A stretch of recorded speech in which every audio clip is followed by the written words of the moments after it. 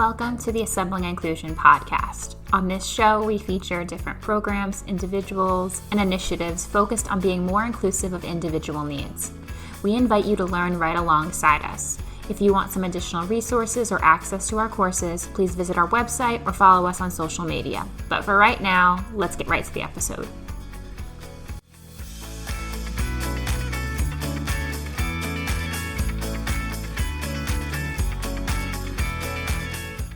For our educator friends out there, it's no secret that the science of reading is a frequent topic of conversation within the fields of literacy and reading instruction. This comprehensive body of research focuses on what works in literacy instruction and how students can learn to read. Today, we're going to be talking to Kelly Steinke, an educator and president of Read Learning and Silver Moon Spelling. Kelly's work focuses on providing multisensory teaching methods to improve spelling and reading skills for students, including students with dyslexia. In this episode, Kelly discusses her inspiration for creating Read Learning and Silver Moon Spelling, explains her curriculum for research-based literacy instruction, and shares her advice for families and teachers trying to support their dyslexic students. Let's dive right in to hear from Kelly. Welcome back to the Assembling Inclusion podcast. Today, we are talking to Kelly Steinke. She is the president of Read Learning and Silver Moon Spelling. So Kelly, thank you so much for being here with us today. Thank you, Katie. I'm excited to be here. So just to start off, I want to introduce you to our listeners. Can you tell us a little bit about yourself and your background? I would love to, Katie. My name is Kelly Steinke, as Katie just shared with us. I started my path into the field of literacy really through the special education route. So I taught as a special ed teacher for just shy of 20 years and, taught Midwest, East Coast, Massachusetts area and Pacific Northwest area as well. And then ended up back in the Midwest here, where I decided to leave the field of special ed after actually getting my licensure as a director of special ed. I kind of jumped ship and opened my own reading center. And that reading center is Read Learning Educational Services. We do have a physical location. We are located in Appleton, Wisconsin. READ is an acronym. It stands for Redefining Education and Dyslexia. And at the same time, I started writing and creating. That was the first year in 2015 when I published our first set of curriculum, which is Silver Moon Spelling Rules, Set 1.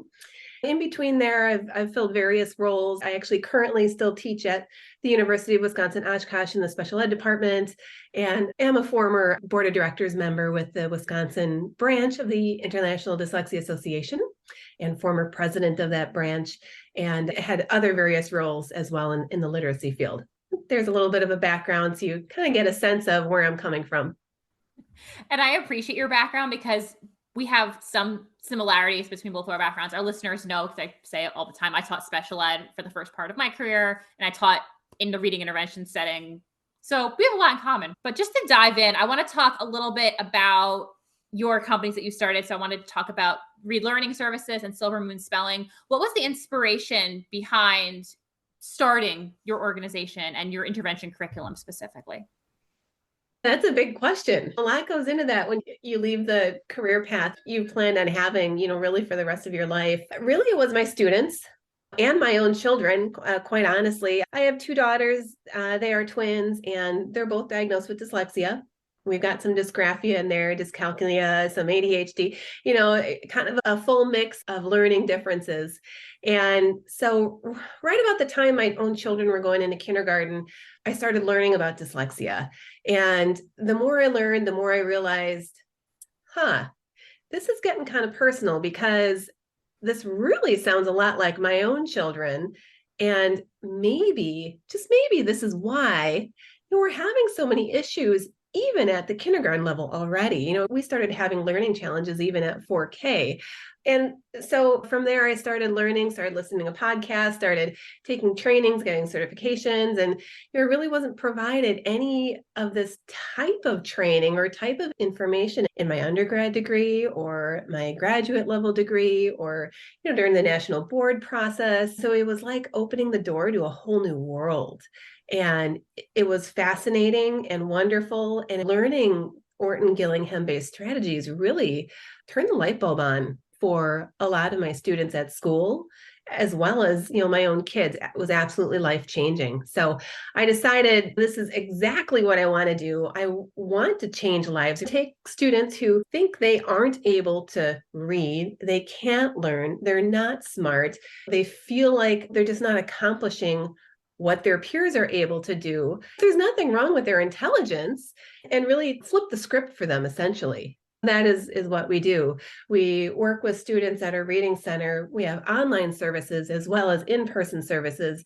And we take kids that are oftentimes several years below grade level, sometimes 5 and 6 years below grade level.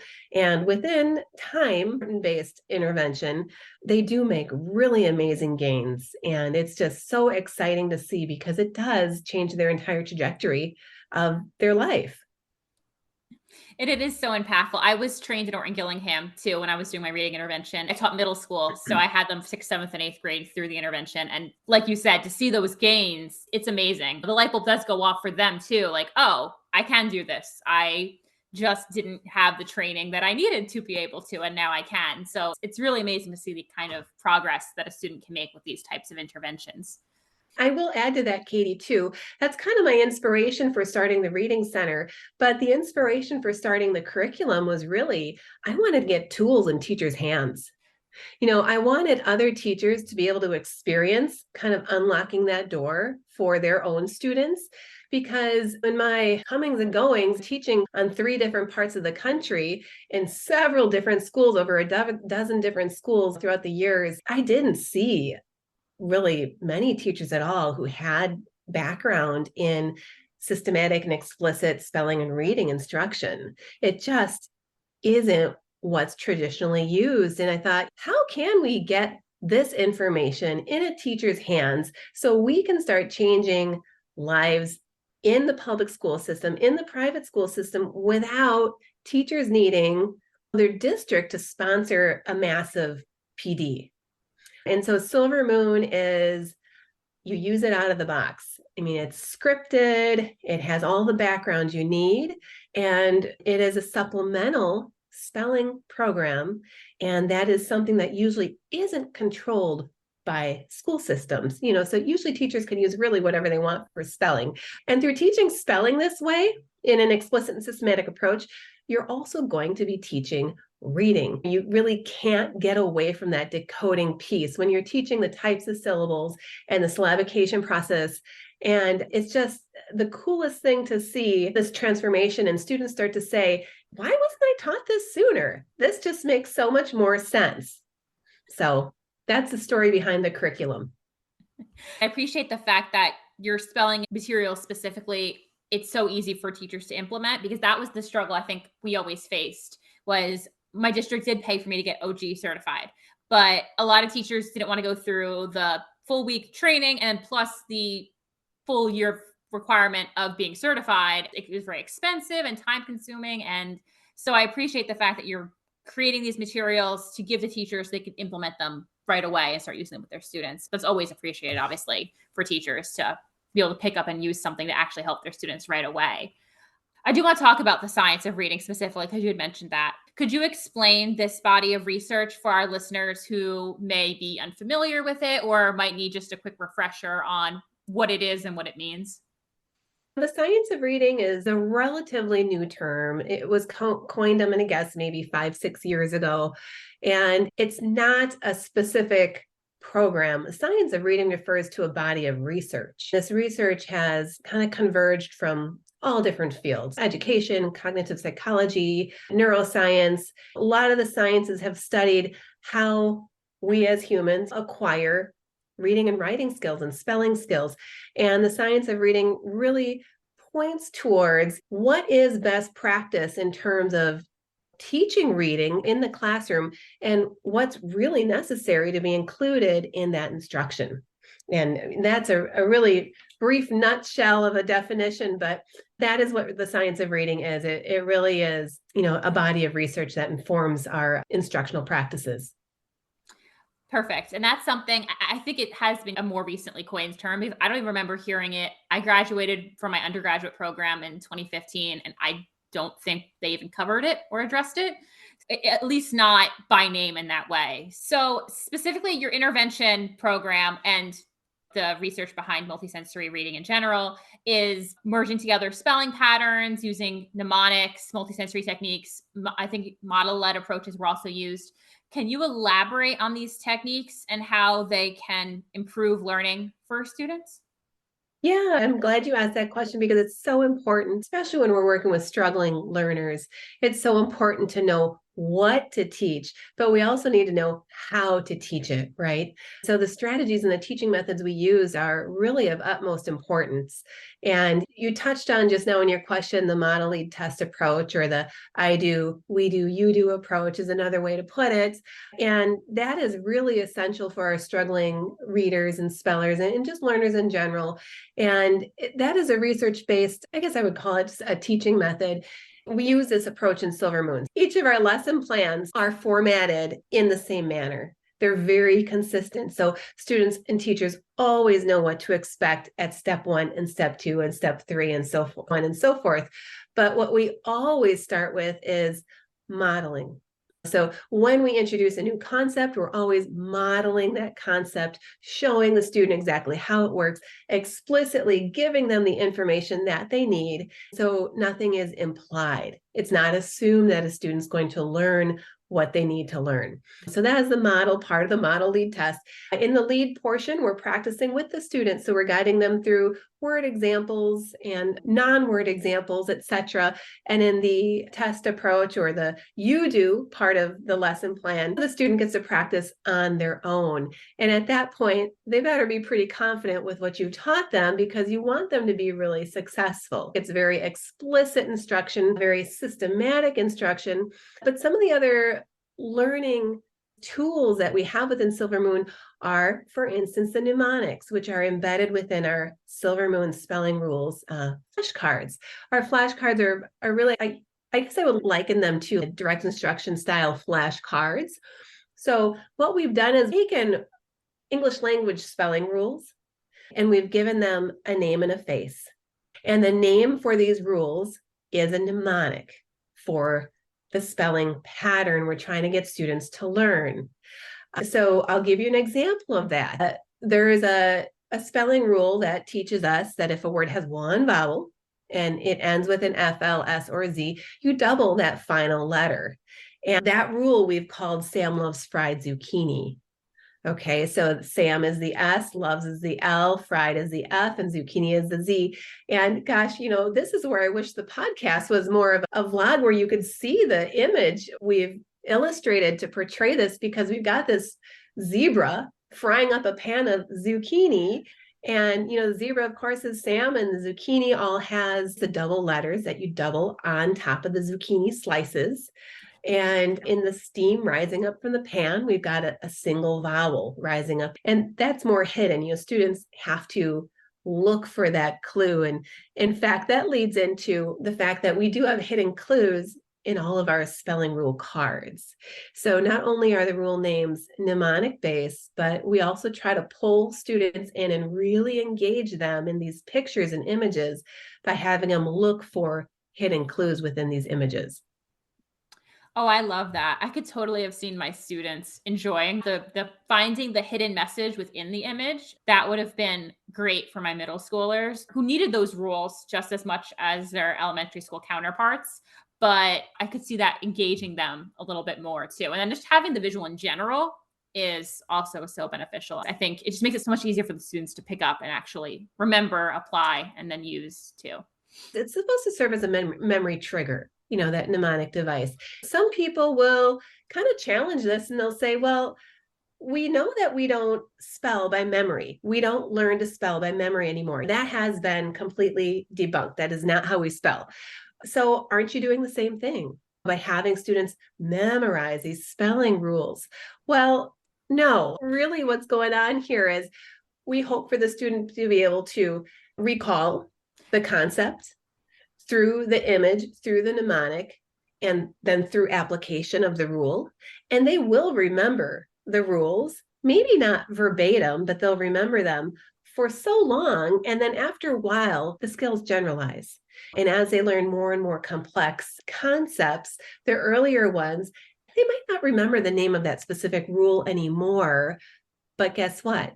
They can apply the concept still. So that's where the beauty comes in, that your real focus is trying to get students to understand how we spell, not what to spell, but how we spell, and then also to generalize those skills over to their writing. And it will strengthen reading, because spelling instruction that's explicit and systematic really is a teacher's secret weapon. I mean, it really is. If you have low reading scores in your classroom or in your school, you get an explicit and systematic spelling program in place that teaches the types of syllables and how to divide words into syllables, and teaches the decoding of the real words and the nonsense words. And there is no way around not improving reading instruction, or reading scores, I should say. Oh yeah, definitely. I remember teaching the breaking down of syllables to my students. And then by the time I got to 8th grade, the syllables became almost like the prefix-based word suffix models. And eventually they're figuring out like the meaning of complicated vocabulary words in addition to decoding it and spelling it, because they're recognizing the syllable breaks and this part of the word means this means this might be what the word means overall. And they ended up having, especially in science and history, better achievement with their vocab in those classes, because they had that model to break down the word that their classmates were lacking because they weren't in that type of environment. But I could see how that type of explicit instruction benefits students in the long run, especially within reading and writing as well. Yeah, you're absolutely right there too. And the spelling rules, I mean, it's one layer of the cake, right? I always say, like, okay, spelling has a lot of layers. All right. One of the layers is spelling rules, and it's foundational. It's where I like to start when I'm working with kids. You teach them the most common letter sound correspondences. You make sure they've got their auditory discrimination and memory in place for up to 3 sequences of sounds. You layer in your spelling rules, and then you start to plug in some of your morphological and the etymology components as you go. It's a perfect way to build up, to give them that foundation. And then as they start to master it, then they can move on to the other levels of the spelling. I appreciate that description of how the process works. So I always like to ask for things related to education. How does your program and your materials, you had said they could be immediately used, how typically would you incorporate them into a classroom setting? What have been some of the ways you've observed or heard about teachers integrating your Silver Moon spelling rules into the classroom with their students, whether it's a large class environment, a smaller class environment? What have you noticed? It just really depends on how it's being used. So I have teams of 1st grade classrooms using Silver Moon Universal. And if you're going to go universal, neurotypical, typically developing students, you can start as young as 1st grade. I do recommend using some of those prerequisite screeners, though, just to make sure your students have what it takes to be successful when they begin. And that would be as simple as just making sure every student has their own deck of spelling rule cards. And then the teacher would need their instructional manual, and they've run with it from there. Each lesson is very well laid out. And we do have a digital platform now, which is very exciting. So teachers can make a free digital membership at silvermoonteacher.com. So if you go to silvermoonteacher.com and you're using this whole group, you can log in and download all of the word tables that go with each lesson, all of the practice pages, etc. So that's what it might look like whole group. If you're using Silver Moon with a small group, some classrooms are using it in the special education department. Some are using it simply for RTI, like a tier 2 intervention. I have a pilot going right now in one of our larger school districts in Wisconsin. And in the pilot, they're using Silver Moon for differentiated tier 1 instruction. So they have kind of their target group of students who are struggling spellers, struggling readers. They're pulled from the general education classroom, and they have a group of tutors or teachers using the program with those students. I'll make sure to link the website directly in the show notes for anybody listening, so that way you can go right to the website to access and sign up for those digital resources. I did want to jump into the digital platform actually. Other than what you had shared about accessing the resources through the digital platform, how do you think this platform will enhance and support the spelling intervention materials and the use of them in the classroom? Well, the goal of the digital platform was really to ease the use of the program, to make life easier for teachers. Actually, it's only been out for about a month. So we're in about the first month of the digital platform being released. And we do have a really nice number of registrants who are using the platform. And, from right here, it's looking like they're mostly using the platform to get those lesson downloads to support their instruction in the classroom. And that's just a really handy tool to have. However, there's also a professional teachers forum.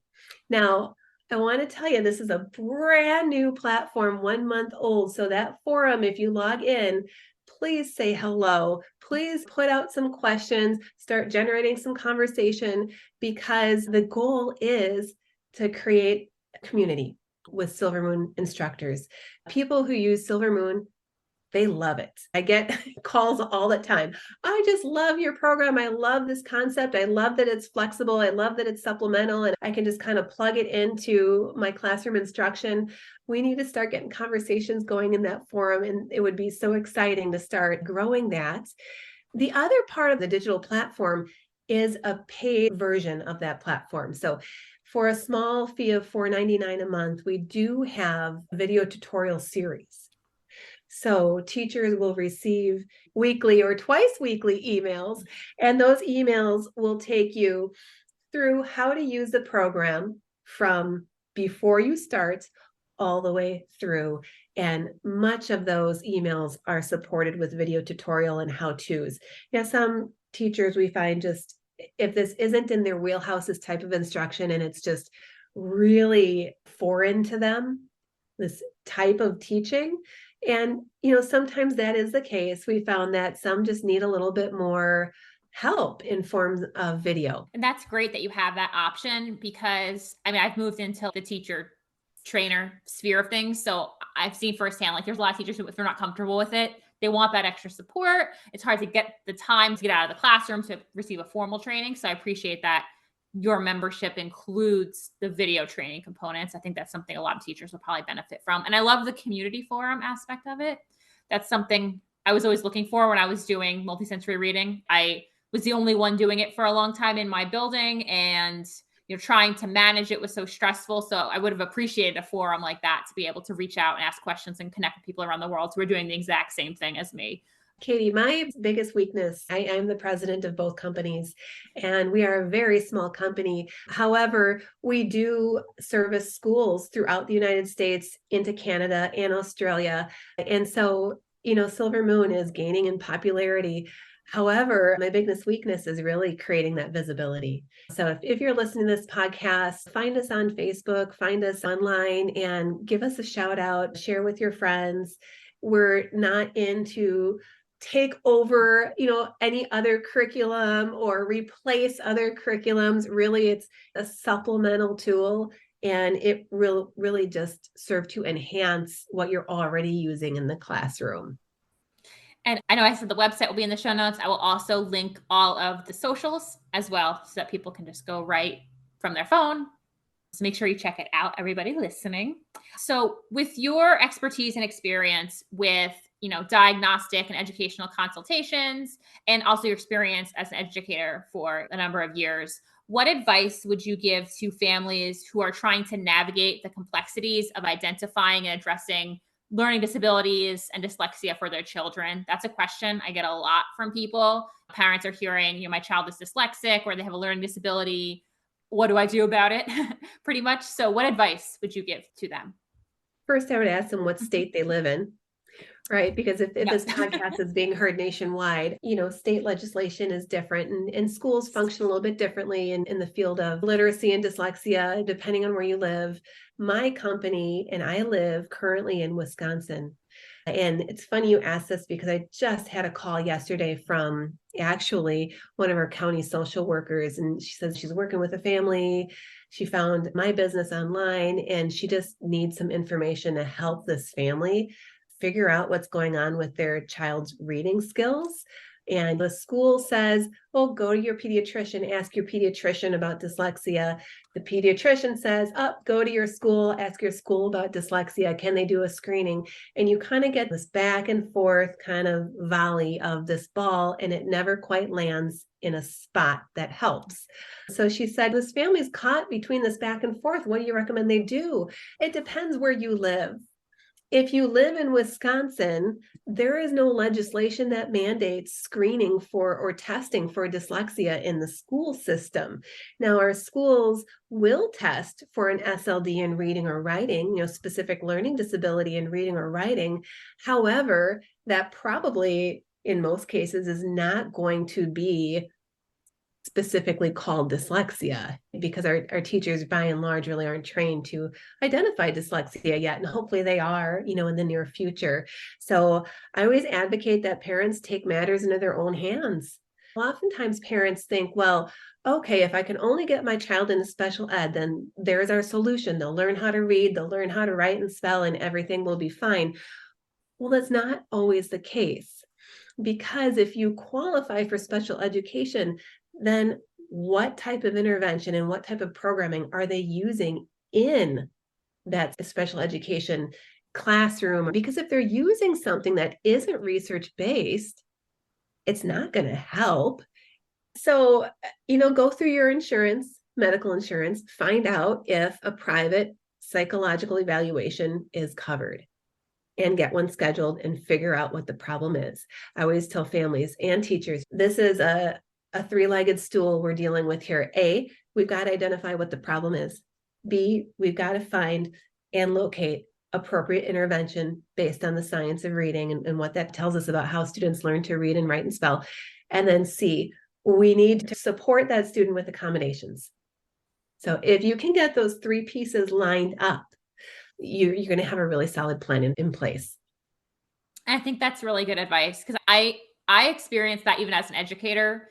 I haven't gone through it as a parent, but just they are classified with an SLD, and then they end up in resource room with me teaching language arts, and they need that more multisensory interventions. And I have to fight to get them into that intervention, and should have been there to begin with. And then we're halfway through the year, and it's like, oh my goodness. So I appreciate that advice to parents, because it is such a complex issue. And I always sympathize with my parents who don't have a special ed background, because it's such a difficult process to navigate without that background knowledge of how everything works. So I think that's good advice for families. Yeah, this can be so hard too, because even if your child does qualify for special ed, and even if they do, provide structured literacy or Orton-Gillingham based reading intervention at school, is it enough?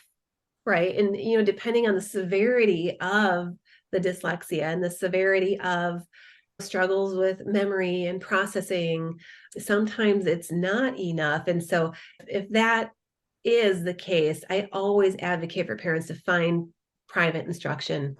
It really and truly, it can be life changing completely. It's what I had to do for my own kids, because they weren't getting the instruction they needed in school. And so it's kind of how I fell into the whole field in the first place. But if you worry about not being able to pay for services, not being able to afford private instruction, because it can be expensive if you're working with someone who is really specialized in what they're doing, there are avenues to get services paid for through the states. And specifically, I'm referring to, I live in Wisconsin, and so I'm sure there are other avenues in other states too. And it just takes a phone call. It doesn't hurt to ask questions and start doing some research and figuring out how you can make things work.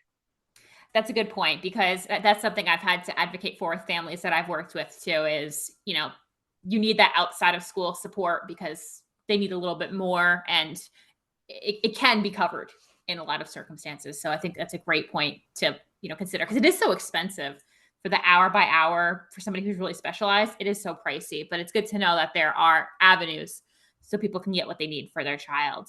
I wanted to know, what do you envision for the future growth and expansion of Silver Moon Spelling and your company Read Learning Services as well. Is there any new initiatives or goals that you kind of foresee on the horizon? That's a fun question. My happiest self is when I'm creating something new and building something new. And I think a lot of people feel the same way, probably. I'm currently working on building out a set of decodable stories. And so we're taking the Silver Moon spelling lessons, and the goal is to expand them to cover more reading concepts. We're getting teachers saying, hey, I love the program, love the spelling rules, love using this with my kids. It would be really fun to attach it to authentic stories that cover the concepts within the spelling pieces. Currently, there aren't any stories included with the program because it is a spelling system. And so we're working on building out those stories. And actually, we just finished story 1. So we have story 1, which would pair with lesson 1, set 1. It is completely decodable. And then we also have a vocabulary component and a comprehension component, as well as a sight word. I know that reading researchers don't like that term because any word you learn to read automatically is a sight word. But for all you teachers out there, you know what I'm referring to. So we're really building it out to be more comprehensive. And we do have openings in our reading center in our online end of things. We do hope to grow that end of our reading center as well and service more families outside of the state of Wisconsin. We've got a few out-of-staters right now, but not a whole lot. So those are some of our plans moving forward. Awesome. And that's really exciting. I'm excited about the text. That was always something I struggled with. I had a hard time finding age appropriate texts that fit the spelling or decoding rules that my students were focusing on for the week. So that's great. That's something that you're working on building out. And I'm always excited about new projects and expansion. So that's really exciting. It is fun. It's fun to do. So just to kind of sum it up, as someone who's heavily involved with the field of reading and education, what message would you like to relay to parents, teachers, learners about the importance of literacy intervention and support? Oh gosh, that's a huge question. Broad, very big question. I'm sorry. Yes, don't wait.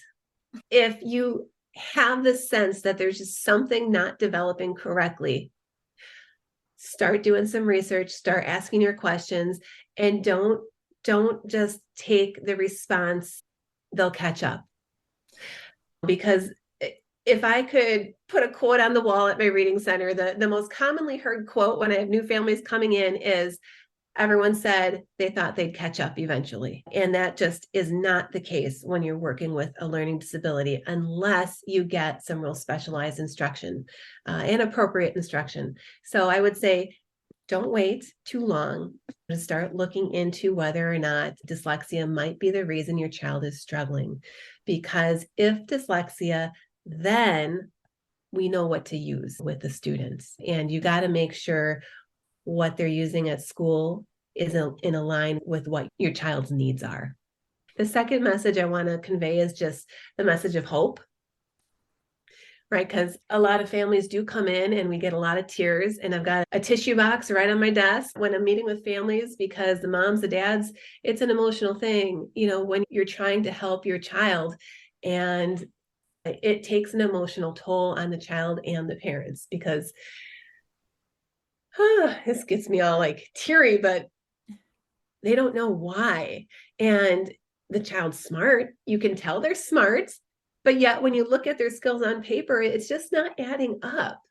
And that can all change when you start to learn why. There's reasons to why you're performing the way you are. And there's reasons and ways that your brain is going to learn better than it's previously been taught. It really offers a lot of validation, for the child and for the parents. And it almost kind of normalizes things. There's a couple different routes our brains can use to read. If you're the route A and not the route B, or vice versa, depending on how they're teaching reading in school, reading might come to you and it might not. Had that instruction been flipped, had school been delivering a method that works for how your brain learns to read, maybe I wouldn't be sitting here meeting with you today. So I always share that with students too. Just because, you haven't learned to read up to grade level, it's nothing to do with how smart you are. There's no correlation to intelligence. I think that's a great message to end on. I really appreciate that coming from, the education perspective. That was always something I tried to relate to my students to, especially by the time they got to middle school, they were seeing very clear differences from their peers and they were frustrated and upset. And to have them feel like it's nothing you did, it's just, the school didn't provide you with what you needed to be successful. Now you're getting it. And then they start to feel more accomplished and successful and they're starting to make gains. So I appreciate that hopeful note to end on. And I appreciate the advice as well to the parents about getting the support, the evaluation early, because that was something I also saw. They came in 6th grade and it's like, now we're just starting to give them the support they need. And that's so late in the game because they kept getting pushed along by school districts, not by any fault of the parent, but because of, the school thinking they would catch up and they didn't. So I appreciate both aspects of that advice for families, for learners overall. And I just want to thank you so much, Kelly, for being here with us today. Like I said, I'm going to make sure everything's linked in the show notes. Everybody listening, jump right into the show notes and the description of the episode to get the links directly to Read Learning Services and all of the socials for it as well. And just thank you so much for sharing all of your wisdom with us today. Oh, Katie, thank you so much for having me. It was a real pleasure to be here. Hopefully the messages within our conversation really helps some teachers or families out there that are listening.